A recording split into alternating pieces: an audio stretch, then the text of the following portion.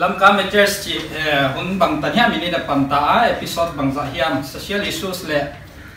tu lai ko bela it tua to te discuss to nungina tu ni yai hona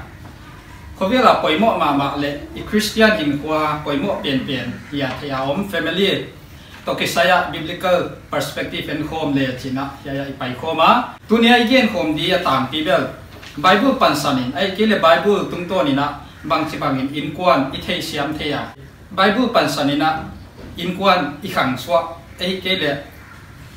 i pi chin sak thei dia chi hi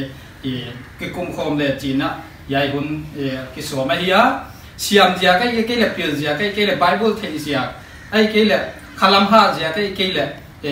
siam na tung tuan nei ja bang ma hi loina yai poimo ma angai to ja kina yai hun ki so ma hi chi hi en tu te le ya yam ten thei din poimo ka sai ama sapenin hi panelist introduction kon bolinga ya ama sapen ke lama ama hi ki ma hiya mumbai ya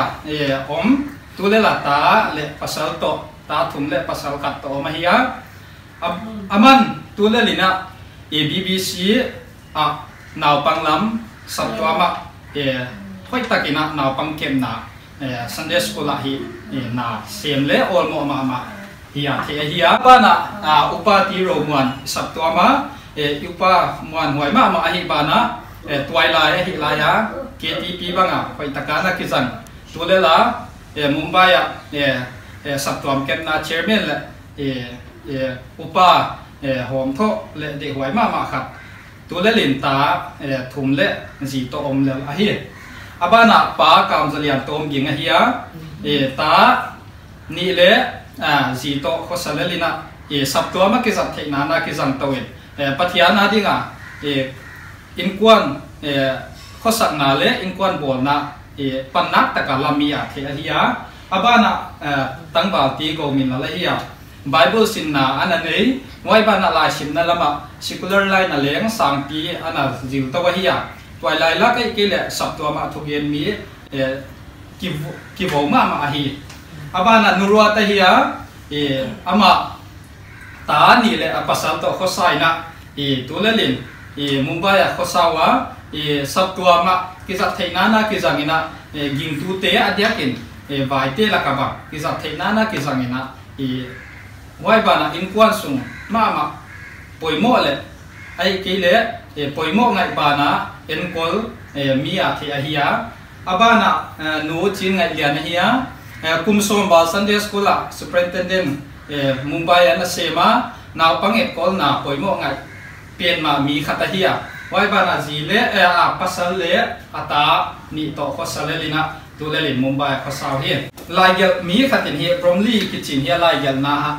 Kovela la aibu tam pi pen ma kiten na to ki sai meres to ki sai anaki gel ta waite ja ka hi kiten na hoi ding hile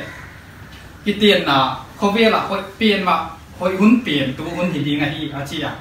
buk tam pi la bu tam pi pen ma kiten na to ki sai ai ke le family to ki sai ki gel himale tu lel kovela hi waite na sanga hi sialam mano de hi chi hi the ding poimo ka sa ama sa penin hi point khanna Bible to kisaya Bible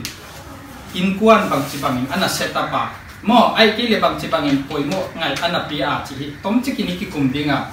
ani na hi paten ji le ta te tunga bang chibang mo puang na ai ke le bang chibang ro ineya chi hi ikukum dinga athungna ji in ta te le pasal tunga bang chibang role le model ai ke le mo puang na ine ya ai ke le tu lai khovel feminism ha taklaka bang sibang stand ine theya chi hi ki kom to dinga alina hi taten hi inule pa tunga bang sibang mo puang na Christian sin sang nai bang sibang mo puang na hon pia hi chi hi nang chi ki kom to dinga al angana hi as a Christian ging tu hi na mo ging tu tia din in kwan sunga bang mo puang na ine ya chi te ki kom to dinga alina angana aguk na hi atom na pending na tula in kwan sian na le ai ke le bang sibang in kwan bol na bang sibang pan ila thak thia chi ya tengi ki kum dinga ama sa penin hi bible in in puan to kisai bang chi bangin ana sepa pa ai kile bang chi bangin poimo ngai na ana pia a he to kisai ki achiang zo semin pamuan parumo ni hon bian te yo he to kisai hi ilai siang tho in puan to kisai hong ki patna ichi dia genesis ta imua i pathianina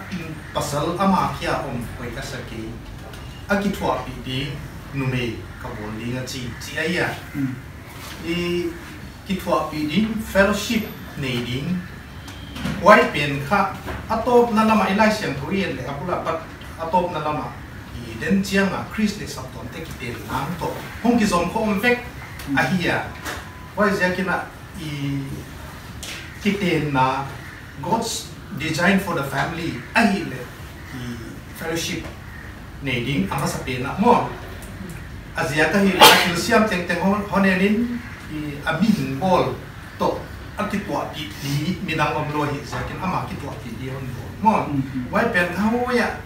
tukun thak lama i pai chiang a kha i den chiang a Chris le sapton te kiten na et sak na ahi zakina pakhian original design mo family pen hi kitwa ko fellowship mo wai in ka the ki pa waya apa nai pai dinga chia le he ki te na to ki sai na bang chi bang fellowship Abraham te khong ai ki le Jacob te khong kha pathianin abwa zo lai ni ta tam pi suam ding khobiel nuam dim ding a hi ana bwa zo la hi a he to ki sai ni tu lai khobiel a hi ta ne bang ki pe no lo mo wo chi bang din mo na hi na ta ni le la ta ni na to ki sai bang ngai ta ni le ya he to ki sai he nurua ti hom yen le pathian na eden wana patina ana gena mo adam kianga leitung wa ding ding na ingai to atani na ki bang cha wa ding ding ta tam tak te na nei lo chi ti ya de no lo chi bang le tu lai context sa gam bang atama himale pathian he pinan e lama hi chadan lungsim atam lo nai ke ya himale bang chadana pathianina hon chiam pen leitung bang chadana wa ding ding mathaya imwa agam le diktat na zo masai mo chi nai ti on pya te ka ti ache pathianina abwa zol na nu le pa a go dan hon pya pe eya a hi ke chi chu I thei chianga ke experience a genle ta ni chi khom kha I wu thu ani anahi lo dan le I nei le go on swang diwa hong pung du chi na thu om lo pathianin on lam pi hi ke le mo ke ken kana to khang na kum tampi pai pai na katanu upopen kum gyat mi kana khwaya mo wai na kana khwaiwa kan wa kata upopen no waya kalung siwa pathianin on ho pi na chu mi pi laka aluang online le kan lagena e chai loan pathianin na loan a hon pia ka hi chi kha ka chiang ma azia kha kum gyat a hon kep sak pen kha ki hat na thua kana kep ana hi het ke ya pathianin na kum gyat na kem di on chi a hi sekina why pen leitung bang chalwa dim di physically achu haksa mo himale kum gyat mi ina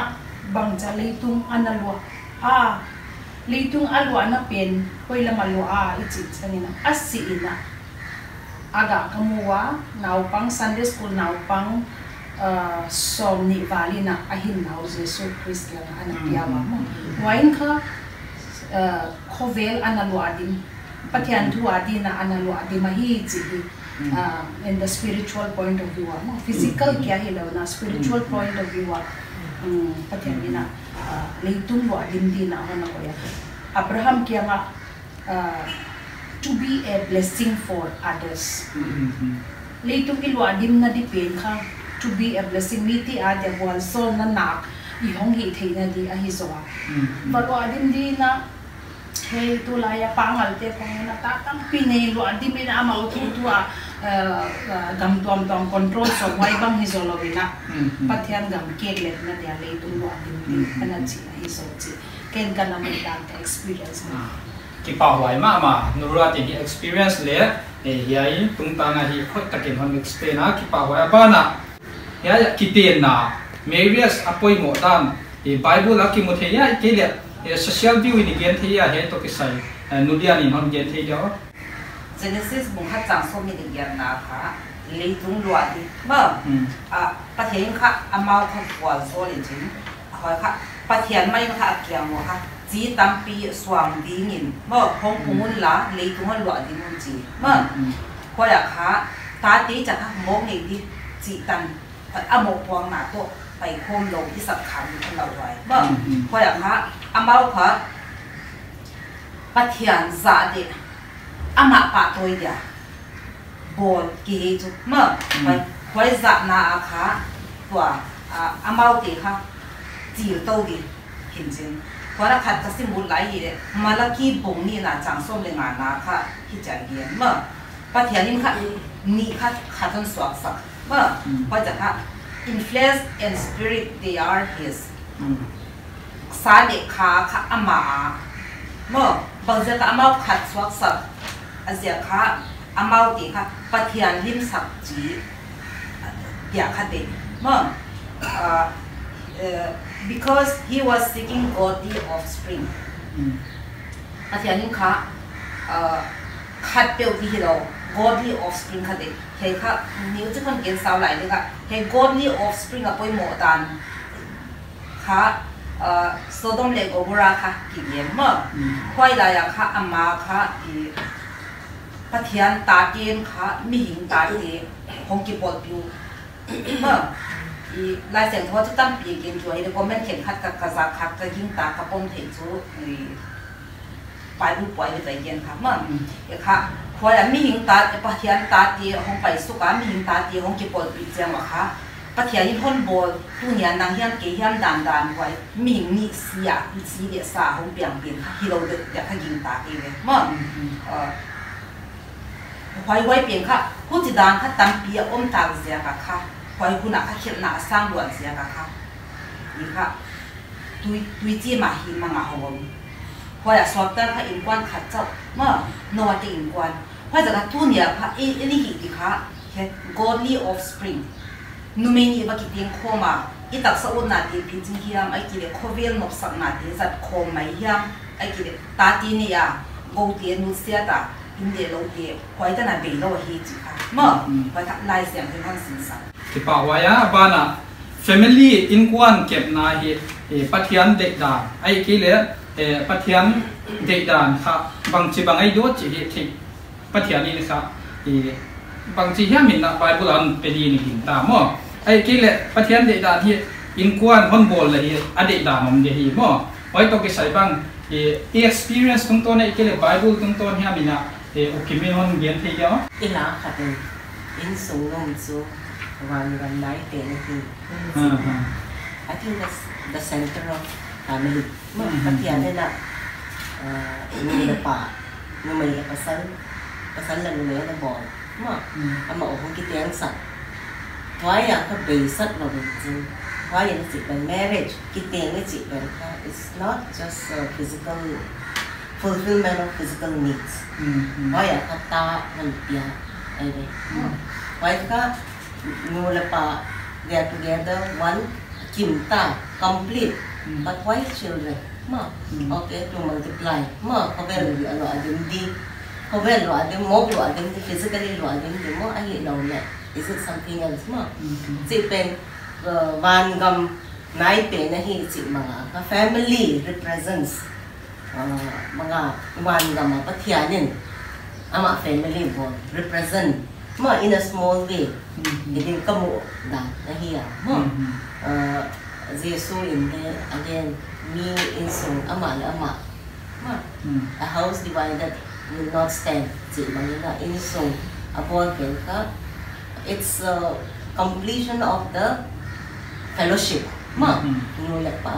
pa and then children ma ama in tuna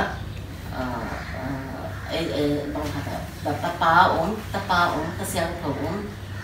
3 in 1 ahi itu kaka pathian pen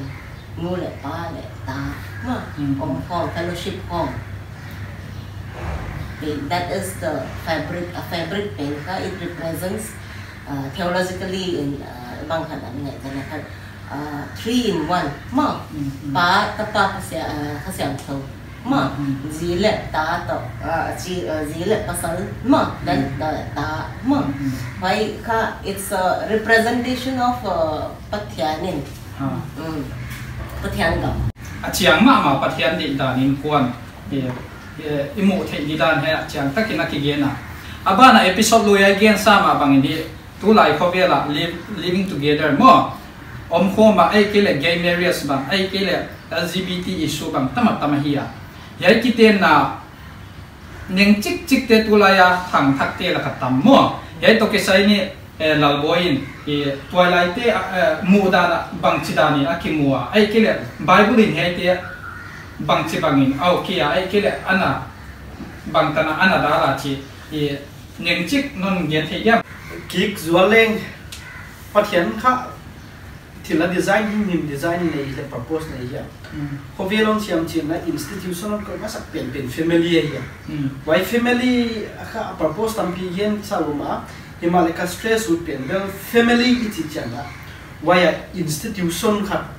mi hingte ki govern na di ma mi hingte ki vai pon na ya poi ma sak pen kata ya uchi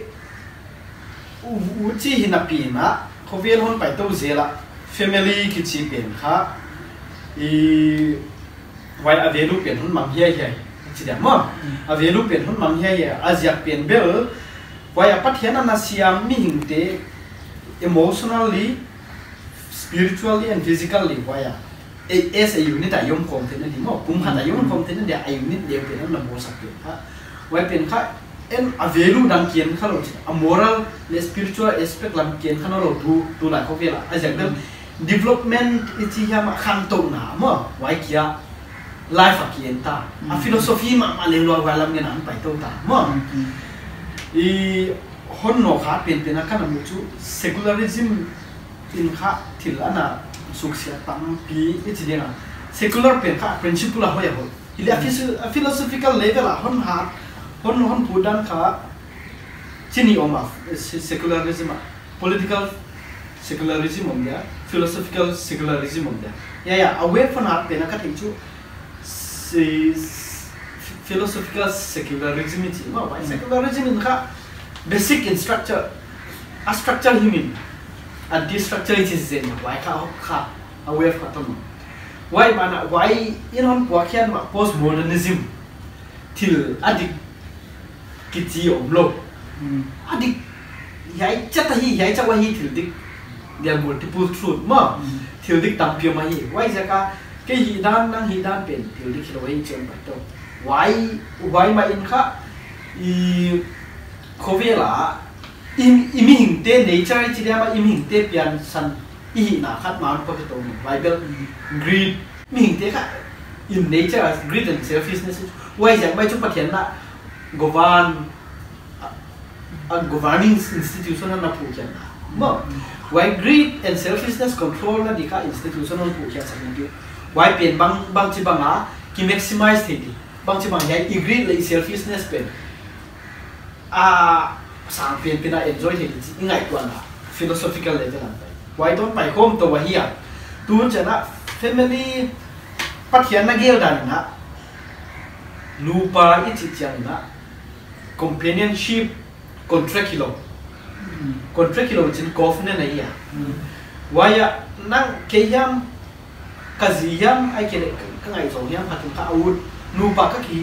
ten lu chang kha ka wut na pa ke thei yai ka genesis aleng I mudinga zo nei tia leng I mudinga zo nei neu tia leng I mudinga wai ba tu gun ta ka ba mathai mu som le kwa ba han yen dinga rom tia ba han yen ni pasalin ka adam sungteng zin kha adam sungteng waya akite ni mai mo ki mak lo ni gì lấy pasal cái này hima le cái lại sản thu đanเป็น rigid pasal hon kia đanเป็นkhác why gì lấy ta tam số cái này đi chi mà le để này cái ta mà bảo là cái human natureเป็นkhác greed and selfishnessเป็นkhác freedom is biar kuat jadi why it break down so why it break down the philosophy of pasal why khát wave in hon mình chứ tu chiang có vẻ là khó sắc lắm nó để cho vài mặt hôn cái bài bị tổ ta mà hôn cái bài tổ bị in chính nu ba cái gang na in khác cái minimal option là bằng thân hiệp mà hôn cả cái chú ai giờ cái sacrifice tăng pion why sacrifice nó cái sacrifice là cái well being personal well being maximize cái nó rồi mà why khác hôn in chính anh nói tua trend hon pai a way of mind hon put kha khi gay marriage chi te no gay marriage chi te ya mai ke feminism tua patriarchy society pathian hon institute pen patriarchal wa rigid wa pasal te ke favor hi no ile lai san tho den cha lom nan ke leng nge lai san tho yen cha bel lai san tho sak bel cha bel hu cha patriarchy nei khong lo ile imu dan kha very patriarchal hon ki society patriarchal why numei dia dinga injustice tapi tu hoi long tapi numei te len nyam na tapi ko vin big takila kon thuk lut sek lai mai dia sao na sakim la apostasy hun ki chi 300 BC huna Roman Catholic hon ha huna mo pop dom huna why church kha nak pit ka hon governance hon lai chi why huna puk sia na hon ma patriarchal system kha nak pit ran ki bakat numei ti na pit ran ki nen ya why cái nền nhà của nó khác, why challenge dia khác theory hon ki, wah cái feminism ini cerita mana, why feminism ada kan, poin mana radical feminism dia hon pai hard why dia inkuan poin mana why, mo inkuan pen, ka patriarchal system ini patriarchal system isu siapa level inkuan subedi, jadi kata ya,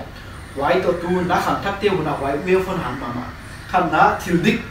kitian til yai cha onoi til dik tam pi mai it's my way of life mo pasal bang chin kan ya bang chin kwa to kite ya bang chin wai kite now ka phel kite wai ke tu ai ke life wa ma no bai ho thi no chin na mo wai ba na tua secular group la ka gam khang to la ka le kha siam ki chite group la ka patriarchal system musia dimdem na lai siam to misinterpretation tum to la patriarchal musia na le religion anti religion idea hon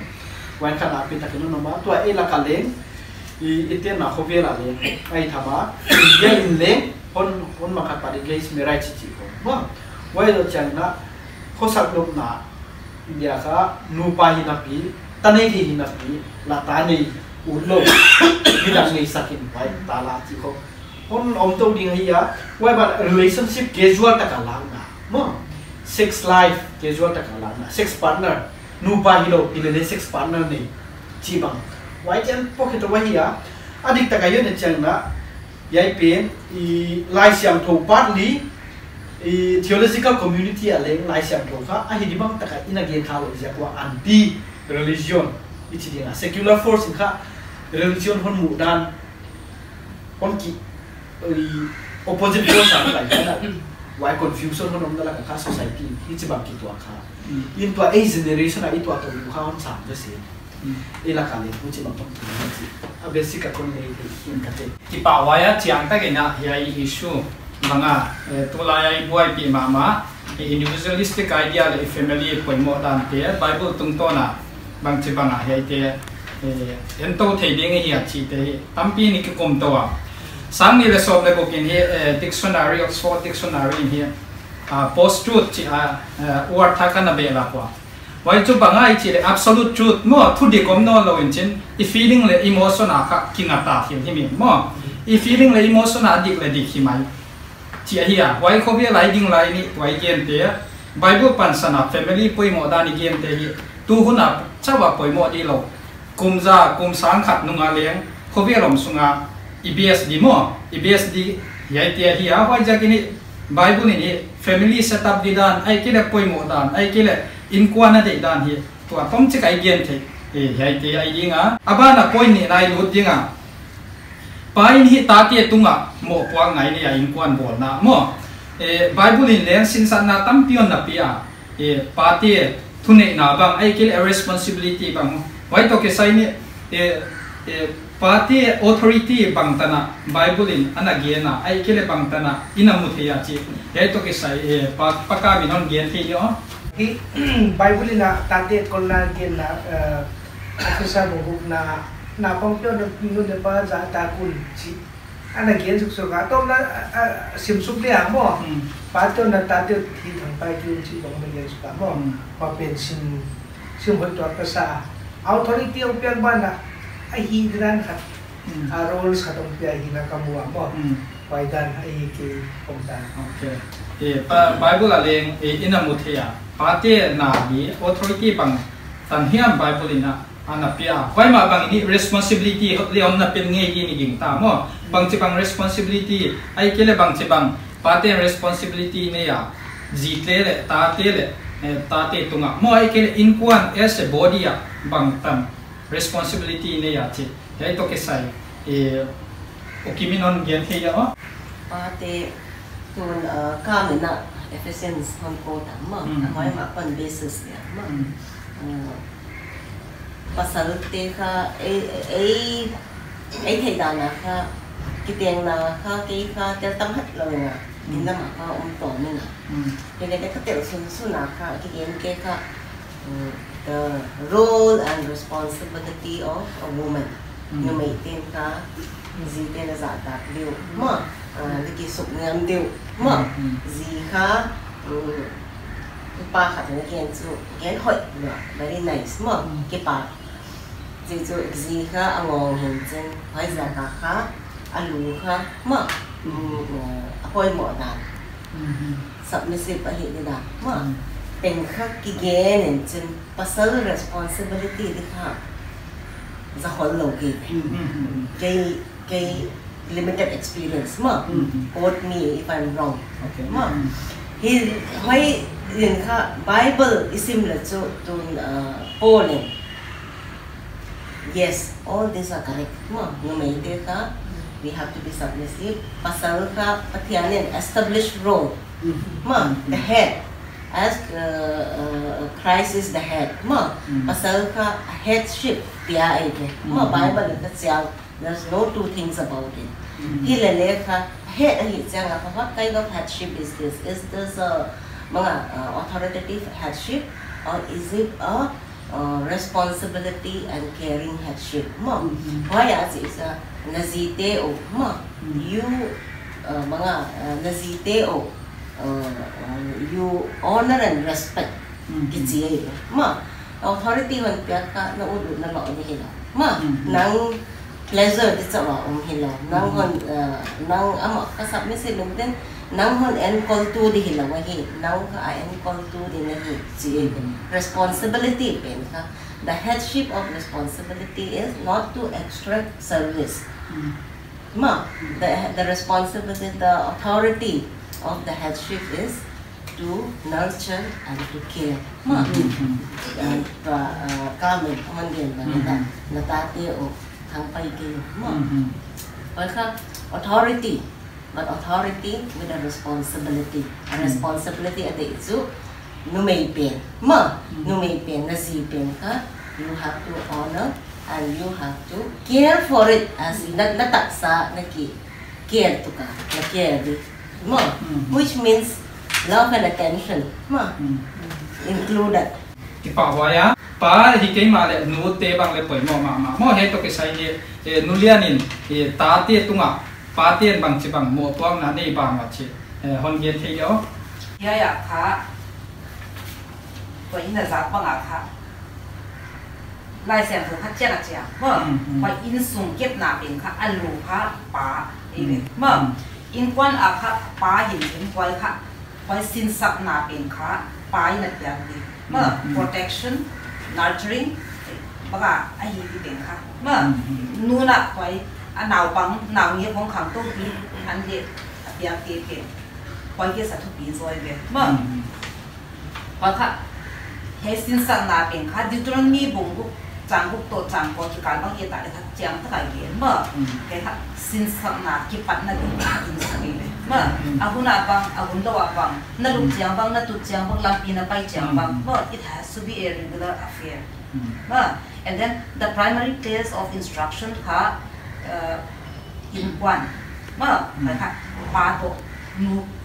นูโรไปค่ะ especially ปาเมื่อค่อยคิดจะค่ะอีสินสักที่ด้านขาเพราะลายบุษย์เทียมที่มองเรา experience อินกวนอีคุตาฮิเดียฮงเดียปัตตาค่ะคอยเดียปัตตาค่ะสินสักดีเมื่อ example ลาเมื่อสินสักดีคอยค่ะเจียง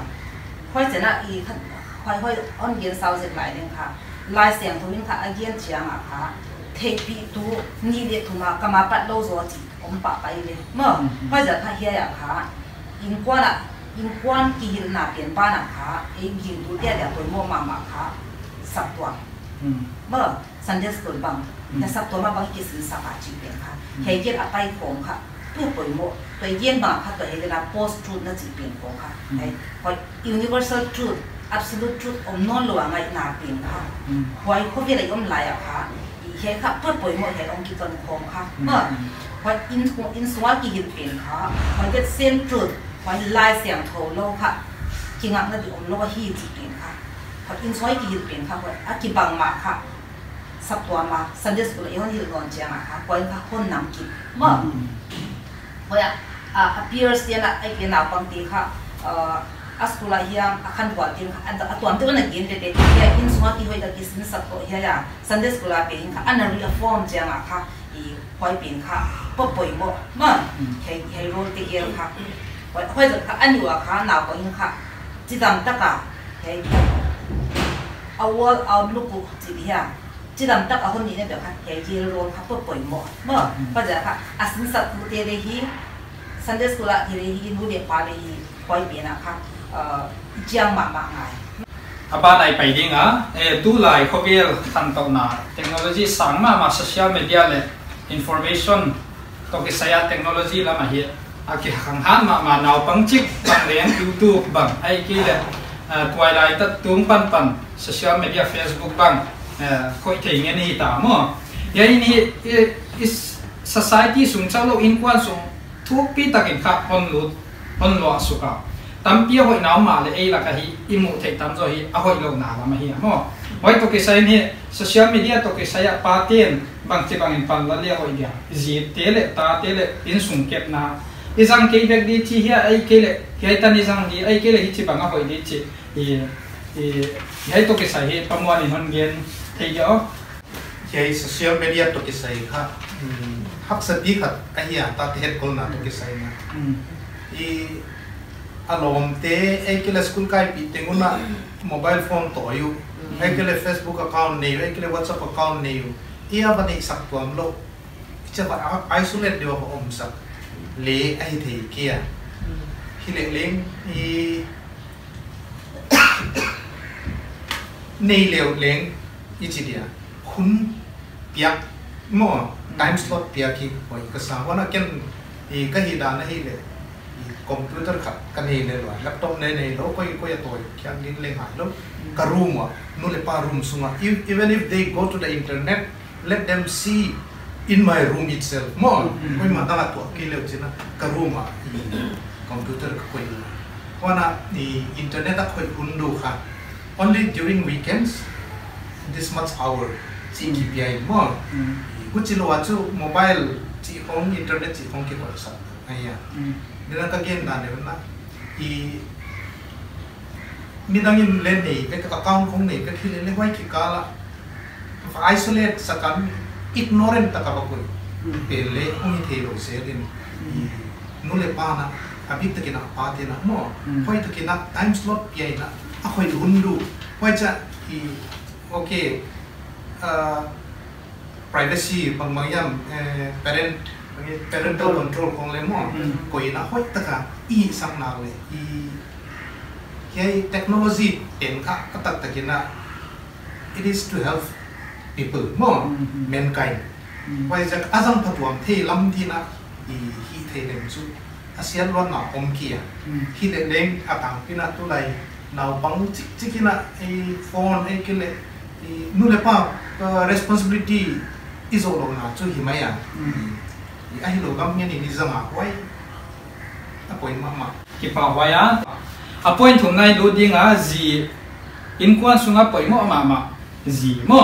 gì nu mei point mà hi ai hết to cái sai ni gì hi ipasalte tu ngaleng responsibility ai cái lệ din muni này ya ai cái lệ ta tiền din tu ngale din muni này ya why ba na in quan sung mà đi ngak point mà ai hi à aja kini society bang in quan sung en call tu kha nu mei ki hi why ja kin hi ai nu mei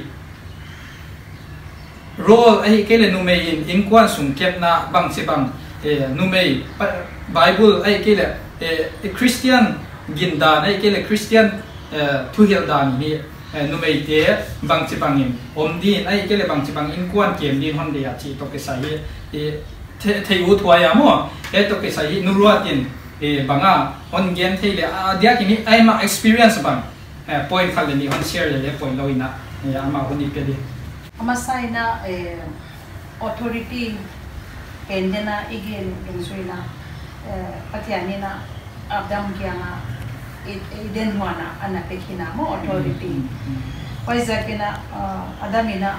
unfortunately authority pen zang khialina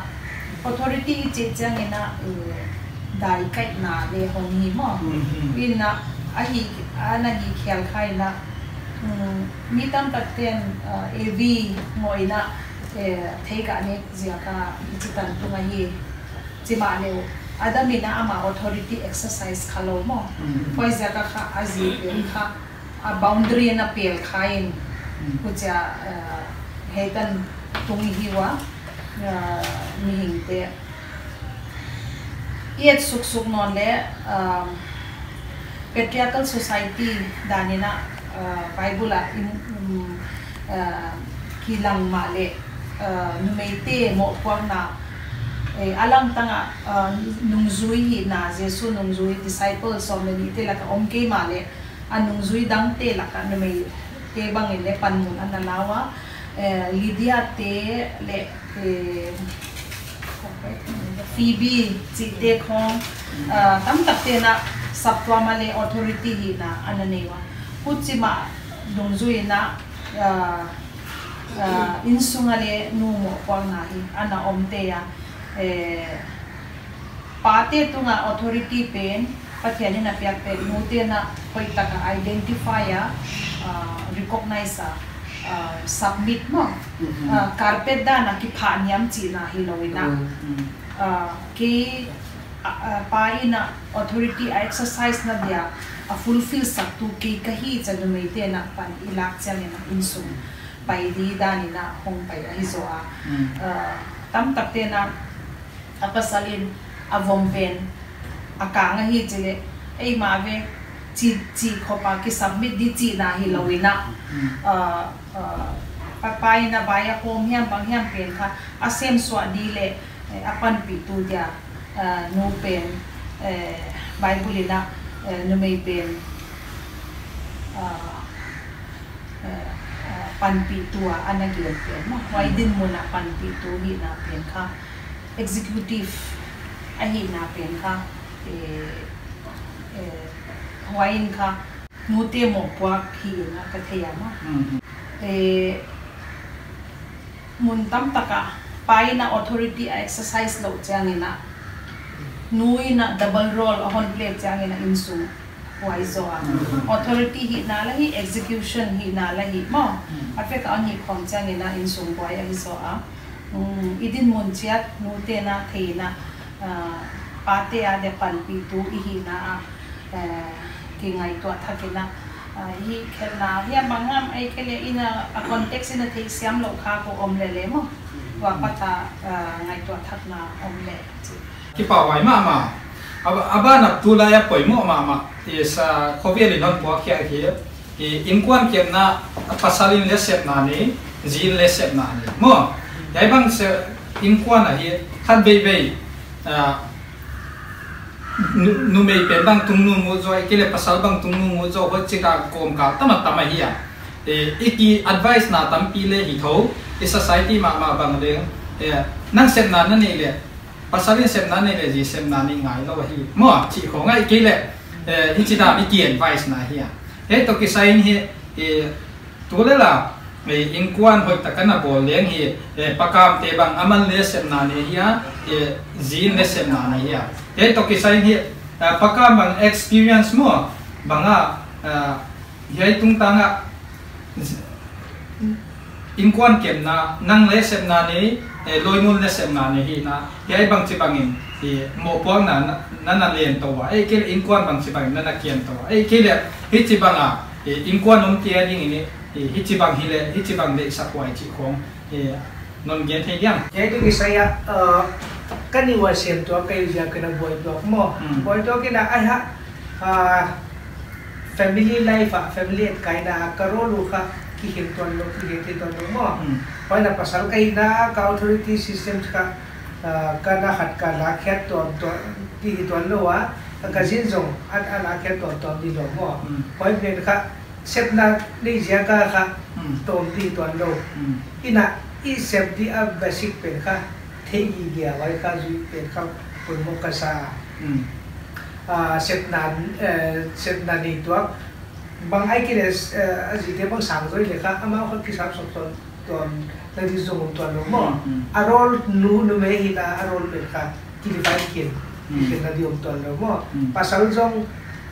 up ke bang driver bang hitale zong mo kanya zong na di ton lo because as a family my role is already defined why that na ki mo da na hiya ahoi mama role hoi tak dia in quan bo la hi wa abana tua gen bang hi pasalin role hoi tang nei nu me le role hoi tang nei ichi line hi tulaya khobe lim hon phut khiak han mama feminism dena ning chi ki yen sa wai ni nu me la ka banga rights program ding mo pasalte to kirwala om di chi bang ai ke le idea to am to hon po khiawa feminism idea hi han mama hi tulaya movement ha tak METO me too chi bang mo he bang hi ha tak ka hi ya Christian tia ding in he bang chi bang in he te ina la thia ai ke le bang tanai dal dia mo he idea bang ta bang tana accept ya chi he to ke sai nulian in idea ne hon gen thio feminism idea to ke sai nu me te kha ti lai nai yen ta ko banga kha pasal te to kha khopi banga kha mo e sing tang mi te da ka le i kha isiam sin la kha ki bang ta chini ba za tu school ki banga kai kha khopi ki banga om ina set le hong ki bang ta ila sim le hong ki bang ta a hin sia ka kha in that sense kha i me to pasal ki ba to na kha hong to ma ta ma he le nu me to nu me ki ge thau di hai kha nu me rol kha a pasal pan pi to di ma hi ge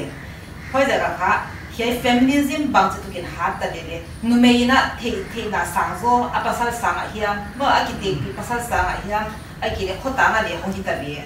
i mo po na sang zo le hon la ta be ma hi le a boundary e yi tu dia de zu a boundary kha om gi ge ma within that boundary a kha ma a pasal za na hiam a hi ge ru ha like ba bia ki na ma hoi za kha within that boundary a kha hoi pa thia in at pia ma pin kha pa thia na pa ta hi chi a thi na ka de kha I boy na di om boy na the ki a he feminism pasal te tu ka hi pasal te hi te pasal te mo ko na de ka hi a chi wa de chu hoi kha chu a boundary kwa chu om di le ke pa waya he to ke sai nu lo tin he neng chi khon comment be thei lo feminism kha a hong ki patna pen kha ei mu dani na sab gama pat hong ki panchi dan de ve thi hi ma ne thilbang kim in abibi ne ya a control to omahi ji na ya a control to bang ya me chile the spirit the unwanted spirit mo that is controlling kha bangai theina dina amasai na first world war line na numeite na akiche da no enle apwana ku hetan ban mo sau hoi changa kitwang fe ku lukhu le khulayu dima dimu Himalaya Second World War hong beya hay tanong pa Uchina hong 60s 70s la ka akiche da no hong tuam non mo to chu po nak sil non lo phia la hong tao ai le wai symbol pen kha bang che da na feminism hong ki pan hiam mi chi le kha the spirit of Kali mo Hindu te na anabia ku Kali kha wai control na noya tu lai khovel o mahi chi kha akilang mama Kali picture enne kha vai nu mei chilo dia kha skirt teng mo sneak sing tengin asam kha Hindu te dana nu mei sam kha chi kha kizwa chi na ya mo wa sam kha a white thing a hun le hoi ve a khenwa ya pasal khat lumin hoi aman te ya to ichi na chu pasal te hi na mo basic so nu may power nu may control nu wa ya why stage a is a feminism movement kamo hong kha ta nga because it is the age of Kali ki pa wa ya ya etam poimo taka yen hei thaka abana lalboi na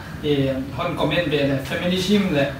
Christian belief tung ta mo ai ke nu mei te bang tana hei tem hei tana role pe thei ai ke hei tana accept thei chi feminism mi chi pen kha hon ki pathia dan tom chicken ni enjoy hon ki pathia dan ai de post colonial movement to len ki pan khom to wichin autonomy movement mo autonomy minority identity chi to gay identity to pan khom to ya